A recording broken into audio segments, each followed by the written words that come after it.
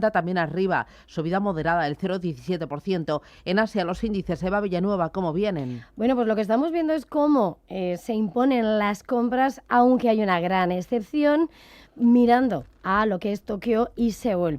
El índice Nikkei en Tokio retrocede un 0,45%, lo tenemos en 60.544 puntos, mientras que vemos también el desplome del Kospi surcoreano, que hasta ahora se eleva por encima del 3%, hasta los 7.266 puntos, en una jornada de ventas absolutas de desplome en lo que son las acciones tecnológicas tras esas ventas masivas en Wall Street anoche. Tenemos a Samsung cayendo, por ejemplo, el 2,30%, o a ASK Hynix también con retrocesos del 4,89%.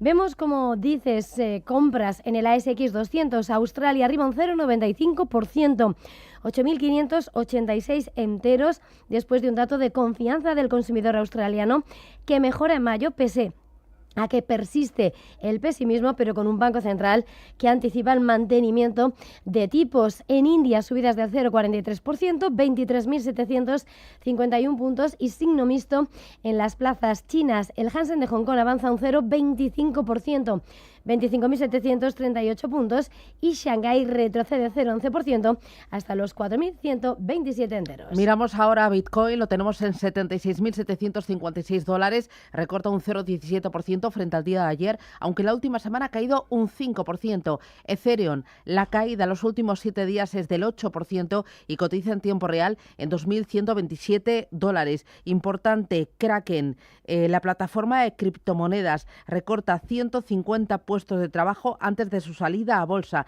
En total tiene 3.000 trabajadores, así que estos despidos suponen el 5% del personal. La salida a bolsa la tenía prevista, pidió autorización en el pasado mes de noviembre, pero ahora mismo está en pausa. 7:20, con esta fotografía vamos directamente al contenido, a las noticias. Bueno, vamos a empezar por Japón, ya lo avanzabas a las 7 de la mañana, tenemos datos de crecimiento económico, un 2,1% interanual, es más de lo esperado, aunque se trata de una cifra que solo está parcialmente afectada por la guerra en Irán. Atentos también al yen, porque vuelve a verse presionado cerca de niveles de intervención. Pues sí, efectivamente, el nivel de intervención que ronda los 160, pero que a esta hora, de hecho, deja a 158,98 esa depreciación de la divisa nipona, y todo después de que su ministra de Finanzas ha dicho que está dispuesta a actuar sin afectar al Treasury americano. Hoy el movimiento en lo que son los distintos mercados nipones se registra después de haber conocido un dato de PIB que supera las expectativas por la mejora del consumo y de las exportaciones en tecnología.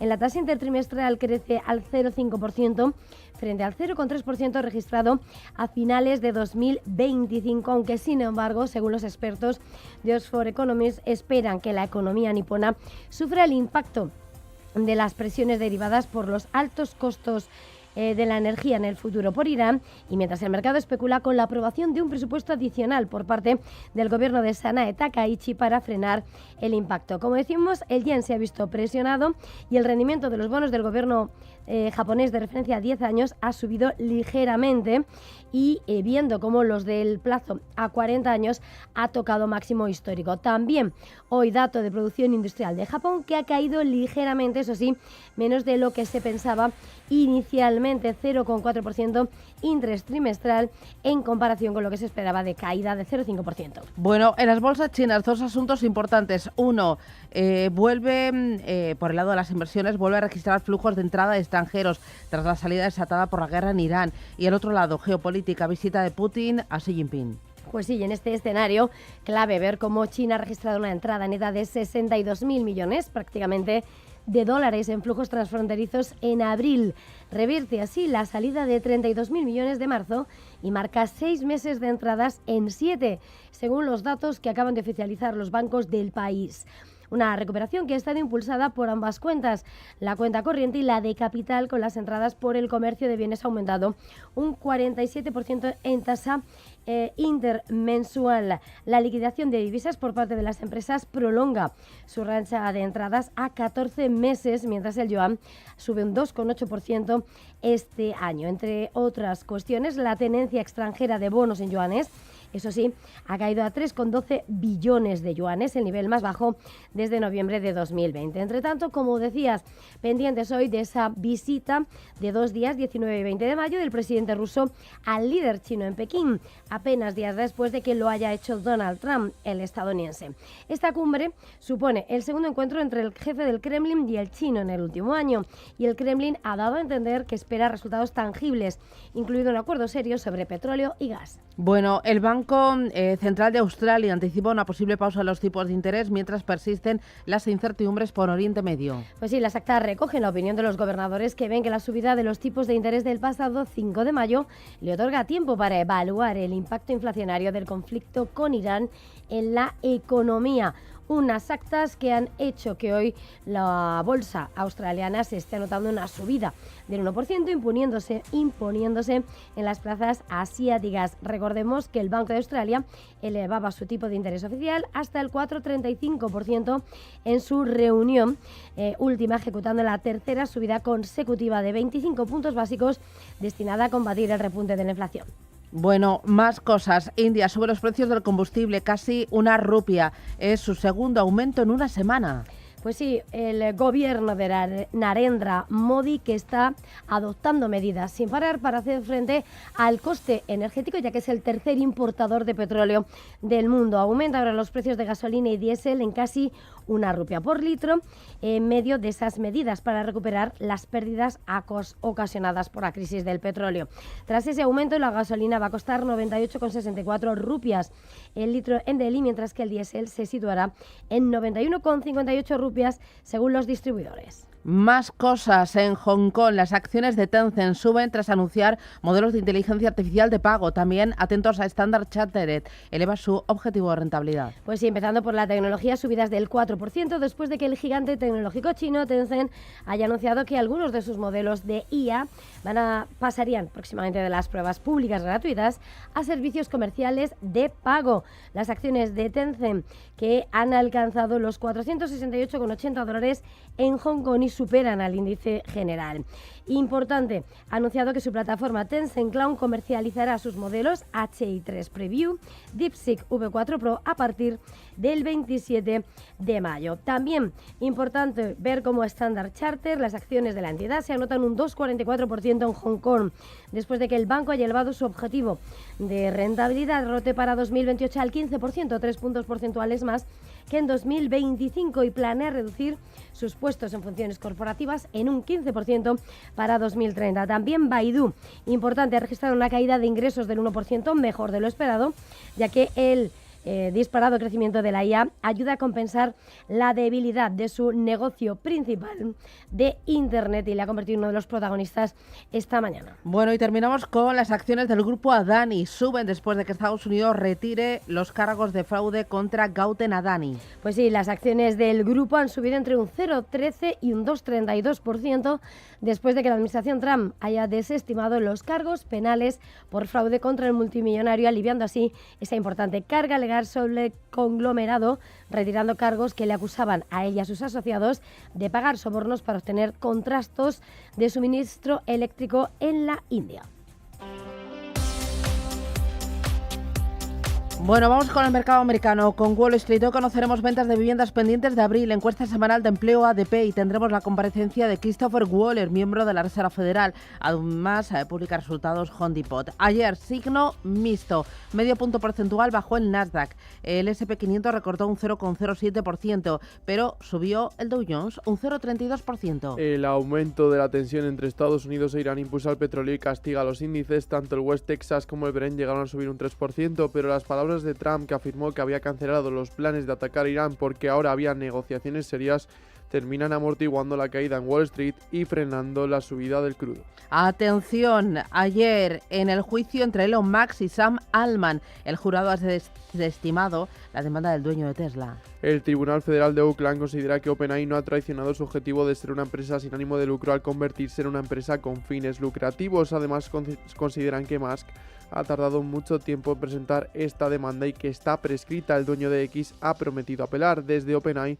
afirman que el magnate sudafricano abandonó la empresa cuando se le denegó el control total y le describen como una persona volátil, egocéntrica, celosa y con ansias de poder. Con este fallo, OpenAI ya tiene vía libre para salir a bolsa. Tesla cayó ayer casi un 3%. Esta semana está marcada por los juicios, ya que este miércoles el Tribunal de Apelación de Washington escucha a las partes en la demanda planteada por Anthropic en su juicio con el Departamento de Defensa por incluirle en la lista de empresas que suponen un riesgo para la cadena militar. También es noticia esta madrugada SpaceX, ya que Financial Times publica que el fondo de cobertura llamado D1 Capital Partners conseguiría una valoración de 20.000 millones de dólares si la compañía consigue la valoración que se proyecta sobre ella. Bueno, en las últimas horas, Alphabet y Blackstone de Wall Street Journal cuenta en portada que las dos crearán una empresa conjunta de inteligencia artificial. Tendría un capital social de 5.000 millones de dólares provenientes de la firma de inversión, que sería el accionista mayoritario y nacería con la idea de competir con CoreWeave, según el periódico. Bueno, y además Google inaugura este martes su conferencia anual de desarrolladores.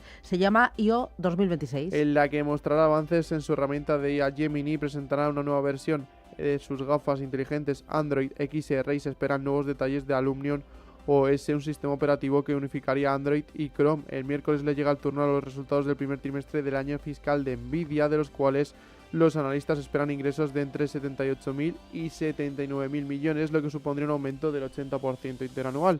Así analizaba el mercado chino después de acompañar a Trump en su viaje, Jensen Huang. Tengo la impresión de que la demanda en China es increíble, igual que aquí. La IA con agentes también está progresando enormemente allí. Tengo la impresión de que con el tiempo el mercado se abrirá. El presidente Xi fue muy claro en que quiere que China sea un mercado aún más abierto. El primer ministro Li Qiang fue muy directo y explicó con gran elocuencia que China será un mercado abierto, así que espero que China sea un mercado más abierto. Son las 7:30, miramos a Europa.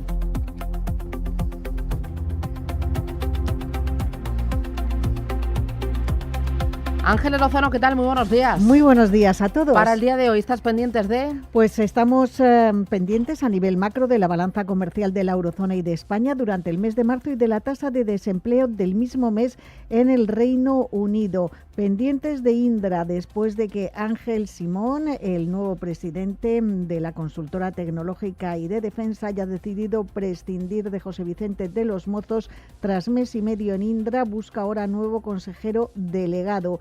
Este va a finalizar su mandato en la Junta de Accionistas del 30 de junio. Miraremos a ACS, que ha lanzado una ampliación de capital del 2% para financiar sus centros de datos, valorada en 700 millones de euros. También a Commerzbank, que recomienda a los accionistas no aceptar la oferta de canje de Unicredit, y a Standard Chartered, que ha anunciado que va a recortar más del 15% de sus puestos de trabajo para 2030 y que va a fijar nuevos objetivos de rentabilidad a medio plazo más ambiciosos. Bueno, del día de ayer, muy rapidito, Oriente Próximo marcó el paso de la bolsa. El IBEX 35 rebotó un 0,75%. Hoy partirá desde los 17.755 puntos. Ayer vimos volar, entre otros, a Repsol y también a Solaria. Solaria, que disparó un 50% su beneficio neto en el primer trimestre de este año hasta los 80 millones de euros. Su EBITDA creció un 53% gracias a las nuevas plantas y a las operaciones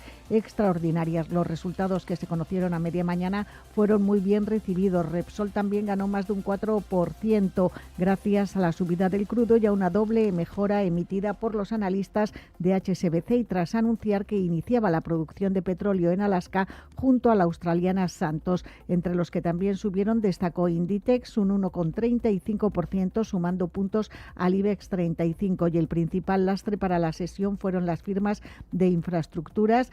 ACS perdió un 1,13%, Ferrovial medio punto porcentual y SACIR un 0,43%. En el resto de Europa, recorte del 0,91% para el MIPTEL italiano, mientras que el DAX sumaba un 1,5%, Londres un 1,25% y París un 0,45%. Estuvimos pendientes de Ryanair, que repuntaba casi un 5% tras publicar resultados y después de advertir un incremento para las tarifas en el verano. Y en el sector bancario, los descensos eran protagonistas en Commerzbank, bajaba un 1,5% tras rechazar la OPA de Unicredit. 7:33, esto es Radio Intereconomía. Enseguida analizamos el mercado.